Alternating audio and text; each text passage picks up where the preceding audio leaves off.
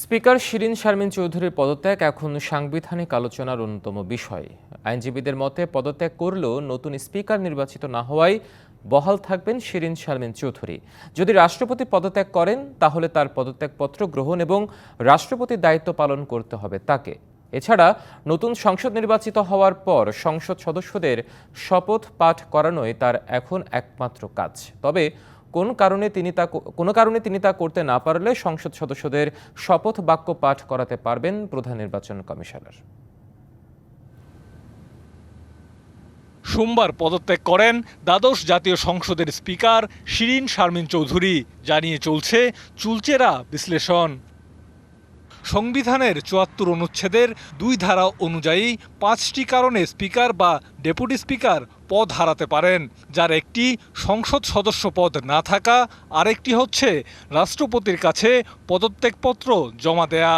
সে হিসেবে ৬ই আগস্ট সংসদ ভেঙে দেওয়ার পরেই স্পিকারের দায়িত্বে নেই শিরীন শারমিন চৌধুরী, তাই তার নতুন করে পদত্যাগ করার দরকার ছিল না। এখানে পদত্যাগের কিছু নাই, কারণ স্পিকারের পদ ততক্ষণ পর্যন্ত থাকবে যতক্ষণ পর্যন্ত পার্লামেন্ট থাকবে। এখানে যেহেতু পার্লামেন্ট ডিসলভ হয়ে গেছে, সুতরাং অনুচ্ছেদ 74(2) অনুযায়ী পদত্যাগ যেটা আছে সেটা রিডান্ডেন্ট, অপ্রয়োজনীয়। Redmi 13 স্টাইল বানাই দুনিয়া কাঁপায়।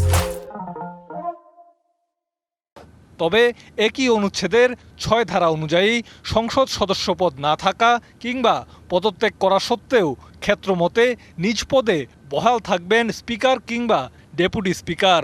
সেক্ষেত্রে সংবিধান অনুযায়ী রাষ্ট্রপতির পদত্যাগপত্র গ্রহণ, পদ শূন্য থাকা অবস্থায় রাষ্ট্রপতির দায়িত্ব পালন কিংবা পরবর্তী সংসদ সদস্যদের শপথবাক্য পাঠ করাতে তার কোনো বাধা নেই। আইনটা হইল ক্ষেত্রমতে স্পিকার বা ডেপুটি স্পিকার তাহার উত্তরাধিকার কার্যভার গ্রহণ না করা পর্যন্ত স্বীয় পদে বহাল রহিয়াছেন বলিয়া গণ্য হইবে। It's clear. নেক্সট স্পিকার আসার আগ পর্যন্ত সে পদত্যাগ করলেও সে যে স্পিকার হিসেবে তার দায়িত্ব ওই পর্যন্ত। তবে সংবিধানের ১৪৮ অনুচ্ছেদের ২-এর ক ধারা অনুযায়ী প্রয়োজনে সংসদ সদস্যদের শপথবাক্য পাঠ করাতে পারবেন প্রধান নির্বাচন কমিশনার।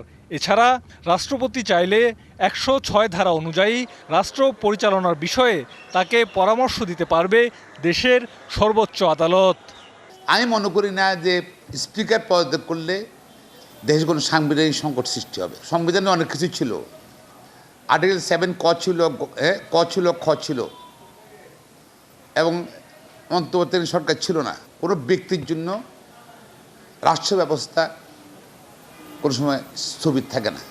আইনজীবীরা বলছেন, স্পিকারের পদত্যাগের ফলে সাংবিধানিক শূন্যতা দেখা দিয়েছে এমন কথা বলার সুযোগ নেই। Nabil Jahangir, DBC news, Dhaka.